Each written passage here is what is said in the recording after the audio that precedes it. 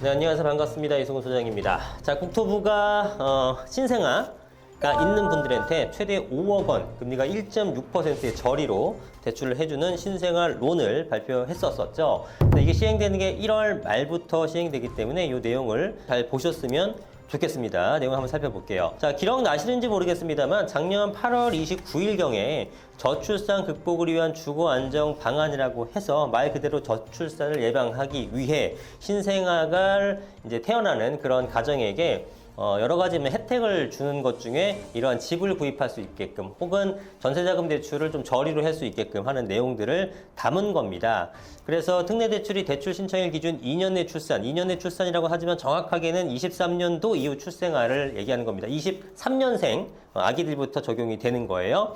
그러한 무주택 가구라든가 아니면 대환대출 가구 1가구 이런 것들도 되는데 이게 부부 합산 연소득이 1억 3천이기 때문에 굉장히 좀 넓죠. 예전처럼 타이트한 게 아니라 웬만한 중위소득 가정은 다 될 것 같습니다. 그죠? 부부 합산 연소득 1억 3천이면은 한 사람당 연봉이 한 6, 7천만 원 돼야 되는데 예, 그렇게 고소득자들이 많을까요? 뭐 잘 모르겠습니다만 이 정도면은 굉장히 소득 기준을 많이 완화시켜줬다. 그래서 대부분의 가정들이 혜택을 받을 수가 있고 그런 분들이 아이를 낳았으면 좋겠다. 이런 바람을 정부가 요청을 하고 있는 거죠.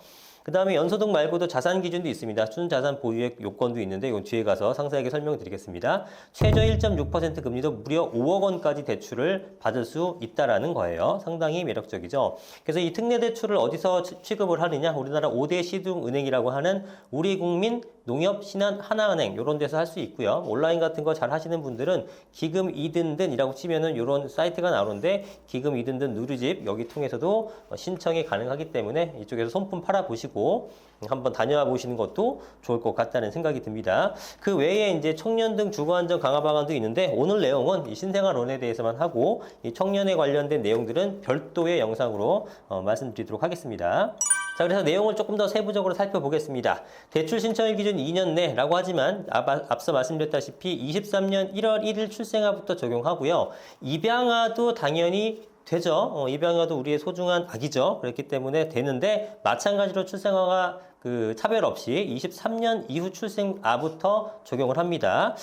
입양아 22년생, 21년생도 좀 해줬으면 좋겠는데 모르겠습니다. 이렇게 되면 입양아가 22년생 애들이 잘 입양이 될까? 잘 모르겠습니다만 어쨌든 지금 이번에 나온 대책은 23년생 이후 출생아부터 적용이 된다고 했고요.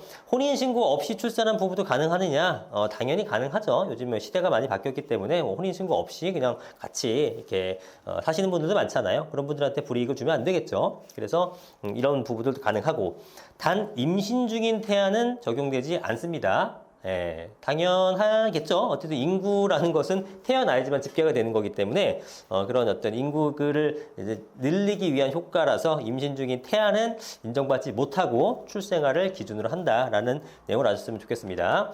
그래서 부부 합산 연소득이 1억 3천 이하이기만 하면 되고요. 그 다음에 순자산은 4억 6천 9백만 원 이하입니다. 그래서 이거는 소득 4분위 가구 기준을 적용했다고 합니다. 그래서 어쨌든 간에 4억 6천 9백.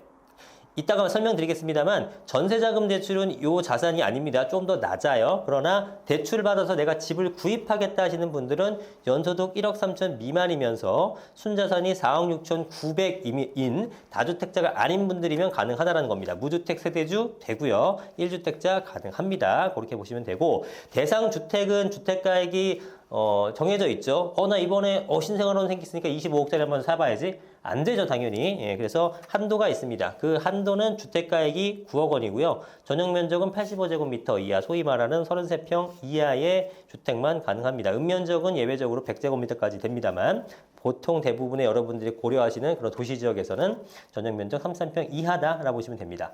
전용 면적 85제곱미터 이하 아파트 보통 평형, 공급 면적 평형 33평 이하를 얘기합니다.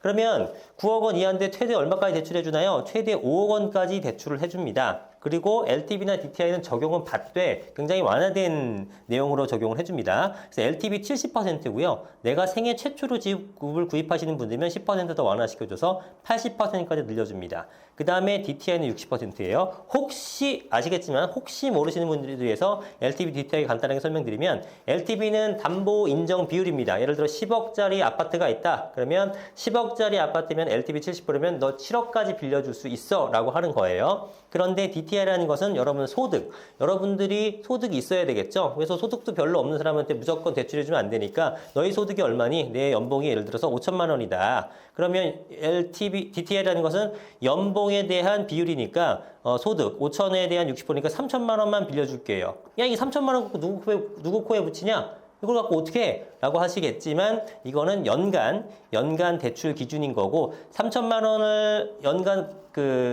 적용이 되는 거니까 만약에 3억 빌리고 싶다. 그럼 10년 만기로 하시면 되는 거예요. 내가 한 4억 5천 빌리고 싶다. 그럼 3천씩 연간이니까 15년짜리 만기를 하시면 되는 거죠. 이런 식으로 적용하시면 된다는 겁니다. 그래서 이 정도면은 사실 웬만한 분들은 원하는 금액을 좀 받을 수 있지 않을까라고 생각이 들고요. 만기는 10년짜리, 15년짜리, 최대 30년짜리도 있습니다. 그리고 1년 거치 혹은 무거치. 이거 뭔지 아시죠? 1년 거치라는 것은 거치 기간 동안에는 원리금을 상환하는 것이 아니라 이자만 부담하는 거기 때문에 이 기간 동안에는 좀 부담이 납부하는 금액이 상당히 적다라는 것을 알 수 있겠죠. 그래서 무거치가 유리한지 1년 거치가 유리한지는 여러분들이 실제 상담 받아보면서 한번 따져보시면 좋을 것 같아요. 뭐 이거 연말정산이라든가 이런 것까지 한번 고민하실 필요 있을 것입니다. 셀러리맨 분들은 그런 내용이에요. 그래서 대출한도는 최대 5억까지도 받을 수 있구나라고 보시면 되겠습니다. 자, 그러면 도대체 빌려주는 것까지는 좋아요. 얼마에 빌려줍니까? 금리가 어떻게 적용됩니까? 라고 했을 때 1.6에서 3.3%고 이걸 5년간 지원합니다. 5년 뒤에 어떻게 되죠? 특례금리 적용이 종료가 되면 금리가 변경되는 거예요. 자, 이따 살펴볼 거고.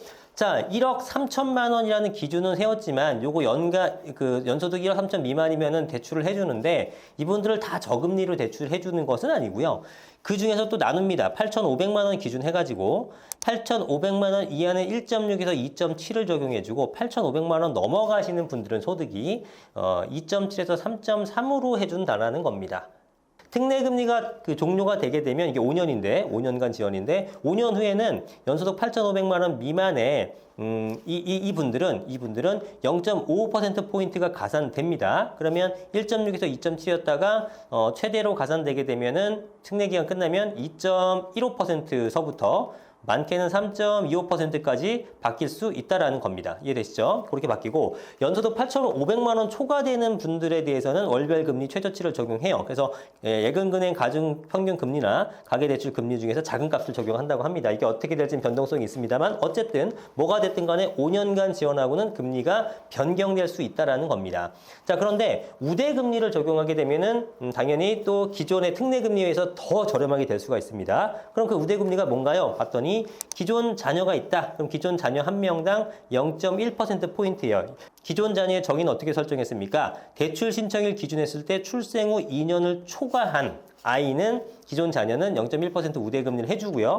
그 다음에 대출을 실행하고 나서 추가 출산을 했어요. 그럼 0.2%포인트를 마이너스 시켜주는 거죠. 그 다음에 청약 가입을 했다. 그럼 0.3에서 0.5%포인트를 또 우대금을 해주는데 0.3에서 0.5는 어떻게 또 갈리나요? 봤더니 5년 이상 가입했으면 0.3, 더 길게 가입하면 0.4, 더 길게 가입하면 0.5%포인트까지 우대금을 해준다는 겁니다. 거기에 분양받았습니다. 또 빼주고 전자계약 매매, 요거는 이제 많이 활성화시키려고 하는 것들인데 우리가 계속 종이로 오프라인으로 하는 거는 좀 옛날 방식이잖아요. 전자계약 매매 같은 것들은 만들어진 지 벌써 꽤 오래됐는데 이게 대중화가 되고 활성화가 안 되다 보니까 이런 건 했을 때에 또 금리를 우대시켜줘서 이런 것들을 조금 더 많이 전파시키려고 하는 거죠. 그래서 이런 식으로 다 받게 되게 되면은 뭐 0.5에서 한 1%포인트까지 또 줄일 수 있는 효과가 있습니다. 자, 이렇게 우대금리를 받을 수가 있다는 거죠.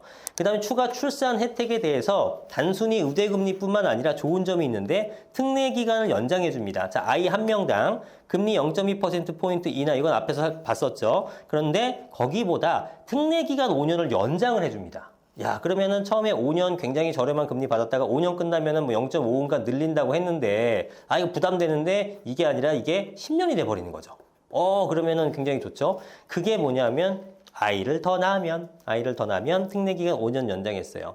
근데 10년 다 돼가 이제 드디어 특례기간이 끝나나 아이를 또 낳아요. 그럼 또 연장됩니다. 이런 식으로. 그러나 계속 연장시킬 수는 없는 거고 금리의 하한선은 1.2, 특례기간 상한은 15년입니다. 결국은 뭐겠습니까? 1.6%포인트가 최저였는데 1.2가 하한선이라 그러면 5년 연장이 5년이 최고였는데 두 번 더 연장해서 15년이라고 하게 되면 결국은 두 자녀 더 낳는 것까지는 인정해주겠다라는 거예요. 그래서 하나의 자녀가 있을 때는 1.6에서 3.3이지만 두 번째 자녀가 태어나게 되면 0.2씩 빠져서 1.4에서 3.1 그리고 10년간 이 금리를 유지시켜주는 거고요. 또 하나의 아이를 낳게 되면 그 다음에 네 번째, 다섯 번째는 의미가 없는데 세 자녀까지 낳게 되면은 0.2가 또 빠져서 1.2에서 2.9고 최대 15년간 특례금리를 유지시켜 주겠다라는 내용이 되겠습니다.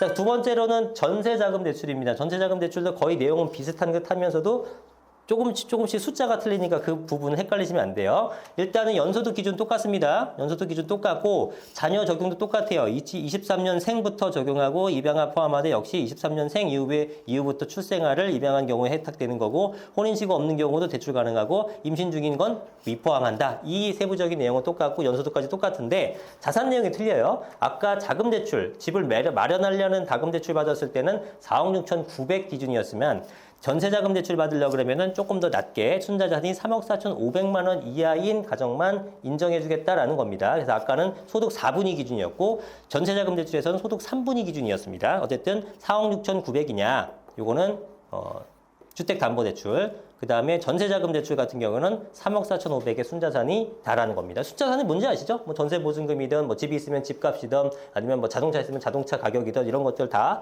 여러분들의 재산을 합친 그런 내용이라고 보시면 되겠습니다. 대출 같은 거 빼고. 자, 그래서 얘는 아까는 9억 기준, 9억 미만 매매 주택 가격에다가 5억까지 해줬는데 여기서는 대상주택 자체가 보증금이 5억 이하예요. 그 다음에 수도권 외 지방은 4억, 보증금 5억이면서 33평 이하. 지방은 4억 이하이면서 33평 이하. 이런 것들이 대상주택이고 대출에 대한 한도는 3억 원까지입니다. 자, 그러면 내가 6억짜리 전세보증금 있는 전셋집을 들어가려고 해요. 대출 받을 수 없어요. 못 받죠? 대상주택을 오버했으니까 이건 못 받는 거예요. 그러면 5억까지니까 5억짜리 대출, 5억짜리 그 전셋집을 들어가고 싶어요. 돼요, 안 돼요? 됩니다. 되는데 얼마 받을 수 있습니까? 3억 원이 최대라는 겁니다. 그렇죠? 이해되시죠? 그러면 난 3억짜리 들어갈래요. 돈이 별로 없으니까 3억짜리 들어가면 3억 다 받을 수 있죠? 안 되죠. 당연히. 왜? 이 3억 원 이내라는 것은 보증금 80% 이내라는 조건이 있기 때문에 보증금 80%면 3억짜리 얼마입니까? 2억 4천이겠죠? 2억 4천까지 대출을 해주고 6천만 원은 본인이 준비를 하셔야 되는 겁니다. 그러니까 최대 80%밖에 못 받는 거예요. 자, 2억을 빌리려고 하는 2억 원짜리 전세 들어가려고 하는데요. 그럼 이거 3억 원 이내니까 다 받을 수 있나요? 못 받죠? 80%에 걸리는 거기 때문에 28에 16, 1억 6천까지는 받을 수 있지만 나머지 4천은 내가 준비를 해야 된다. 이런 내용입니다.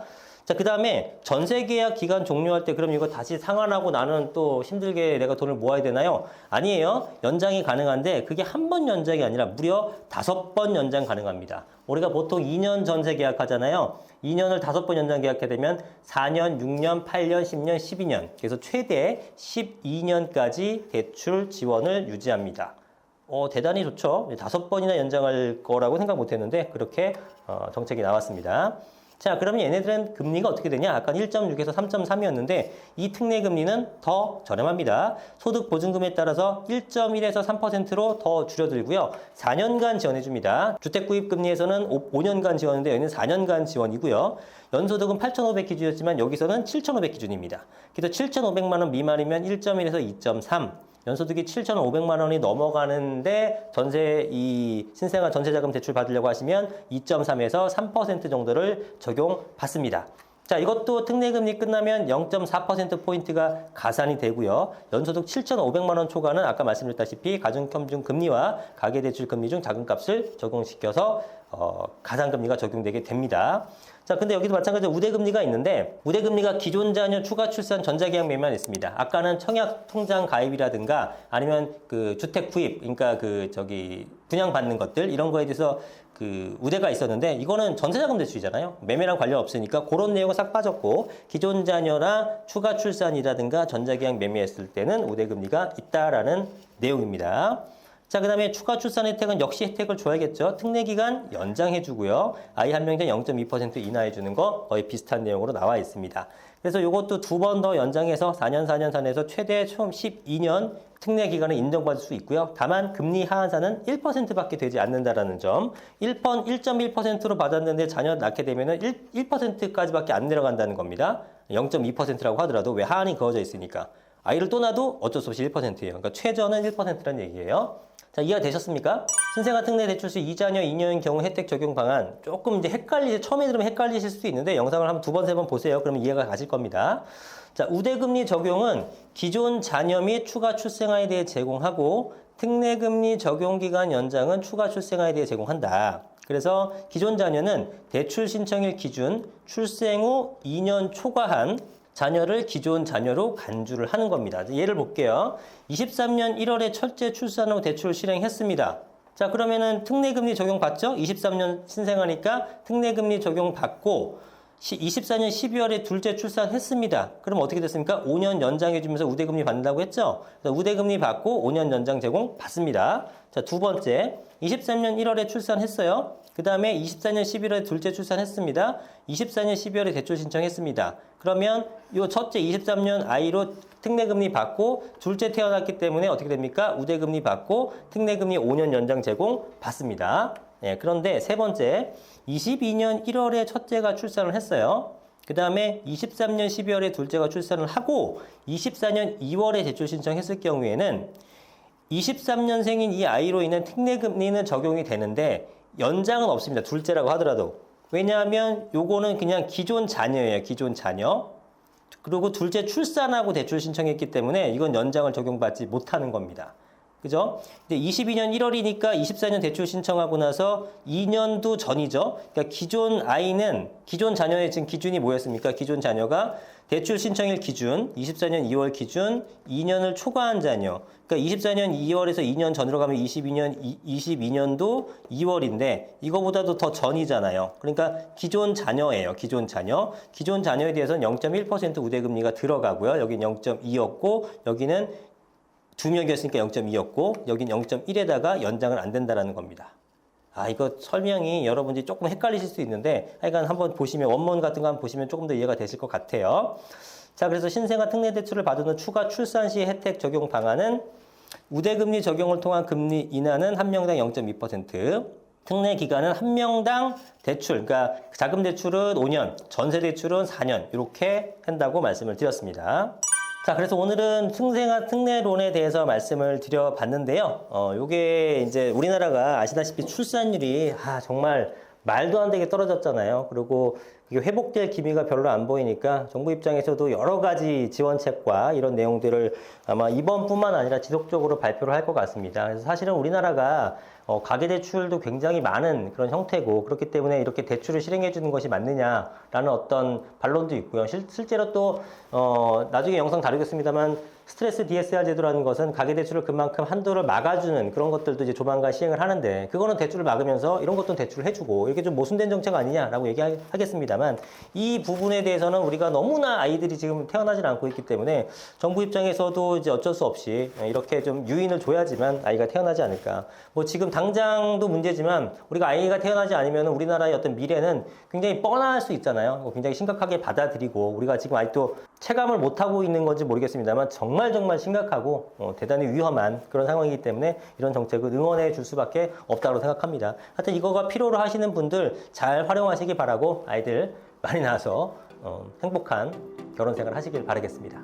자, 구독과 좋아요 많이 눌러주시고요. 오늘 영상은 여기서 마치도록 하겠습니다. 감사합니다. 이승우 선생님이었습니다.